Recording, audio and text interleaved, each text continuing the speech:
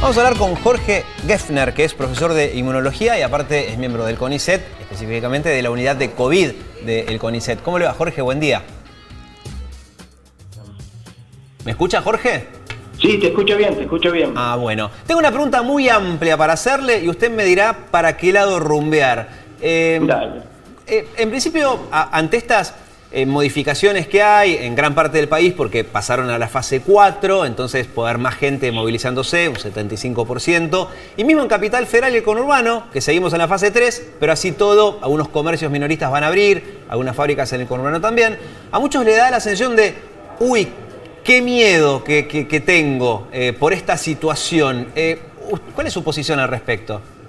Mirá, en primer lugar yo diría lo siguiente. La Argentina encaró bien el asunto de la pandemia, en el sentido que estableció una cuarentena general y obligatoria en forma muy temprana cuando tuvimos muy poquitos casos. Y eso nos dio un plafón y un tiempo para adecuar las estructuras hospitalarias, diagnósticos, etcétera, etcétera. Yo creo que en eso vamos bien, y si comparás número de fallecidos, número de nuevas infecciones con lo que fue Estados Unidos, Europa e incluso Brasil, nosotros estamos bien parados. La situación es grave, evidentemente. Ahora bien, también hay que contemplar, y yo no estoy en los ámbitos donde se decide, la problemática social y económica. Entonces también en todos los países del mundo se está discutiendo, bueno, empezar a liberalizar la cuarentena dependiendo de un poquito de cómo vengan las curvas de nuevos contagios, etcétera. Entonces el temor es lógico, yo creo que es una sensación, todos tenemos temor en este momento. El asunto creo que tenemos que actuar responsablemente. Claro, el miedo no es sonso, ¿no? Decía mi abuela. Claro, es así, el miedo, o sea, no es sonso. Viene bien también, ¿no? Para no bajar la guardia. Claro, entonces digamos, yo creo que se liberaron, por ejemplo, básicamente se pasó una fase distinta en aquellos lugares donde había menor circulación, menor número de nuevos contagios. Y se mantuvo una cuarentena un poco más estricta en aquellos lugares, básicamente conurbano de la provincia de Buenos Aires y Capital Federal, donde realmente sigue habiendo circulación comunitaria en forma importante. Y yo creo que en términos generales es lógico. También hay una responsabilidad social de cumplir las cosas. Aun cuando esté permitido, no es bueno que 5 personas salgan juntos de la mano y abrazándose. Es decir, hay que tener criterio con esto. Claro, escuché decir a Pedro Can y a muchos infectólogos que hay veces que el éxito de la cuarentena es contraproducente. No lo dijo de esa manera, pero dice algo así. No. Algo parecido pasa con las vacunas, que como las vacunas son efectivas, mucha gente dice, yo no me vacuno, si al final yo salgo a la calle sin vacuna y no me pasa nada. Claro, pues todos se vacunaron. En este caso la cuarentena es algo parecido, ¿no? Sí, él creo que se refirió a Pedro en el sentido de que es víctima de su propio éxito. Exactamente. Y en un sentido es así. Vos tomás el ejemplo que tomás de las vacunas, que es muy importante. Es como si vos le preguntás a algún grupo de personas si el sarampión es importante. No es el sarampión ahora parecería que, entre comillas, no es importante. Pero no es importante, como vos señalás, porque todo el mundo se vacuna con sarampión. Y cuando dejaron de hacerlo, tuvimos brotes y tuvimos fallecimientos. Hablo del año pasado, del anteaño, acá en Brasil, en Estados Unidos, etcétera. Y con la cuarentena pasa un poquito lo mismo. La cuarentena brindó un efecto muy, muy importante. Y el hecho de haberla implementado en forma temprana fue muy importante y nos deja parados en una situación muy delicada, obviamente, pero mucho mejor que otros países. Y Jorge, entonces, ¿qué llegará primero? ¿La vacuna o la inmunidad del rebaño famosa que todos aclararon? Creo que ya aprendimos a esta altura que sí puede pasar que nos terminemos contagiando el 70% de la población. El tema es que no nos contagiemos todos juntos porque los hospitales no dan abasto. Pero a esta altura, ¿qué va a llegar primero? Mira, yo te quiero hacer una aclaración en relación a la inmunidad de rebaño. La inmunidad de rebaño, que es un fenómeno muy estudiado en el terreno de vacunas, muy estudiado, y se puede extrapolar a esto. Vos lográs inmunidad de rebaño cuando estás arriba del 70% de individuos infectados. ¿Sí? 70%. Estamos lejísimos, incluso en los peores lugares en Estados Unidos. Vos vas a Nueva York y hablan del 5-8% de individuos infectados. Y nosotros estamos mucho menos, podemos tener 5.000 o 6.000 casos y por ahí duplicamos y tomamos los asintomáticos, pero estamos lejísimos. Entonces, en absoluto es inevitable que lleguemos al 70% de los contagios, porque eso involucraría un nivel de mortalidad de centenares de miles de personas, teniendo en cuenta por ahí un 1% de mortalidad. Va a llegar antes la vacuna. Va a llegar antes la vacuna. Mira, hay 90 y pico de proyectos de vacunas, 6 de los cuales entraron ya en lo que es la fase 1. Fase 1 es cuando vos administrás una vacuna a una persona. Entonces hubo centenares de personas vacunadas y examinas dos cosas: que la vacuna no sea tóxica y que levante en el individuo vacunado la producción de anticuerpos. Y esas fases 1 están andando bien. Y segunda consideración, este virus es un virus que cambia como cualquier cambio, como cualquier virus, es decir, muta, pero muta mucho menos que lo que vimos con otros virus donde fracasamos en las vacunas, por ejemplo el HIV, el virus de la inmunodeficiencia humana. Entonces realmente yo creo que sí es esperable. ¿En qué tiempo? Bueno, no está claro, podría ser fin de año, podría ser primer semestre del año que viene, pero yo no creo que se extienda a más que eso. Entonces el horizonte no es el 70% de la población contagiada, sino es una vacuna fin de año o en el primer semestre del año que viene. Jorge, buenos días. Sofía Bustamante lo saluda. Yo lo quería llevar por el lado del tema de que se está escuchando que en distintos lugares se están logrando que no sea tan grave, es decir, evitar que se muera la gente finalmente. Entonces hay dos rutas. Una, la vacuna, que eso sería ideal.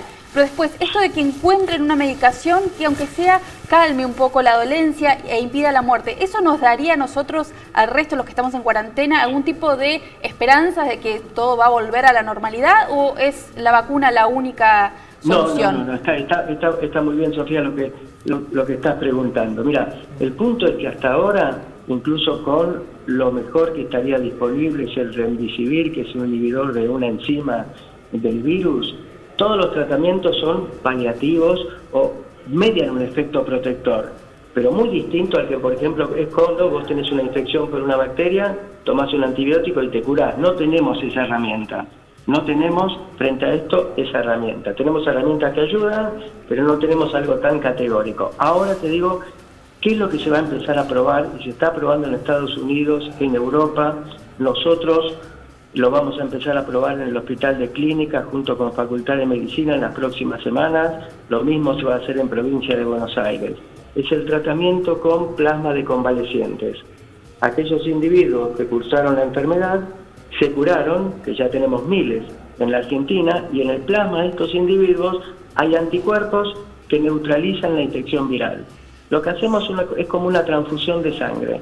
Es decir, le sacamos un poquito, 300, 400 mililitros de plasma, que es lo que se saca en la transfusión de sangre, y del individuo ya curado, se lo transferimos a un individuo infectado que tiene riesgo de padecer una enfermedad severa o que la está padeciendo. Y realmente, por lo que hemos charlado con investigadores del exterior que ya han avanzado más en estos protocolos, puede mediar un efecto beneficioso muy importante. Jorge, una última pregunta, ya que es tan claro. ¿Nos explica cuál es el inconveniente que tienen estas muestras de testeo rápido que recibió el gobierno a través de una donación? Carla Bisotti dijo, es incorrecto decir que el test rápido es defectuoso. Hay otros que dicen que en realidad sí es defectuoso, con la ventaja que el gobierno ya sabía cuál era el defecto y se pudo adaptar a ese defecto. ¿Cuál es la realidad? Mira, yo te digo que es una pregunta importante porque se ha comentado mucho en los otros días. Primero, los test serológicos no los usás para diagnóstico. Lo que usás para diagnóstico es un hisopado, donde por una técnica que se llama PCR buscas el genoma del virus. Así es el diagnóstico. ¿Por qué los test serológicos, más allá de la marca y más allá del nombre de la tirita, no los usás? Porque lo que detectan son anticuerpos. Y esos anticuerpos, si yo hoy me infecto, tengo anticuerpos recién al día 8 o 10 post-infección. Entonces son tardíos. Entonces en ningún lugar del mundo se usan para infección. Se usan para estudio de prevalencia poblacional. Sí, el testeo rápido es medio para saber si el virus tiene circulación comunitaria en determinados lugares, porque detecta a alguien que lo tuvo quizás hace 3 semanas o un mes. Hasta ahí vamos bien. Bueno, pero entonces te permite rastrear los contactos y hacer prevención. Ahí está. Es decir, hoy en Capital tenemos un problema con lo que son los barrios más populares, donde hubo un aumento de nuevos casos. Ese sería un lugar donde sería indicado usar estas tiritas reactivas porque vos el resultado lo tenés en 10 minutos, es decir, la persona espera y vos le decís sí o no. Entonces, el problema de estas tiritas, ¿cuál es? Hay tiritas que andan un poco mejor o un poco peor, digamos que tienen más o menos sensibilidad, pero el punto no es ese, porque todas andan entre un 70 y un 90%, y estas también. las que adquirió el gobierno, no sé si por compra o por donación. Entonces yo creo que es una herramienta útil. Vos sabés de antemano cuál es la limitación. Sí, lo que decían es que estas pruebas que consiguió el gobierno, fue una donación, que una empresa la compró, una empresa por ahí se la donó al gobierno. Es que las tiritas, en principio, tenían que identificar 2 tipos de anticuerpos y solo detecta uno, que por eso decían que el gobierno le pedía a la gente comer el anticuerpo que sí detecta, muy tenuemente, dicen con una luz especial, se ve un reactivo. Sirve para un anticuerpo que demora mucho en producirlo, el mismo organismo. Por eso le pedían que la gente que se someta al testeo, que por lo menos durante 3 semanas no haya tenido ningún síntoma. Mira, te explico cómo es, porque eso es lo que aprendimos en el último mes. Hay 2 anticuerpos, uno es IgM y otro es IgG.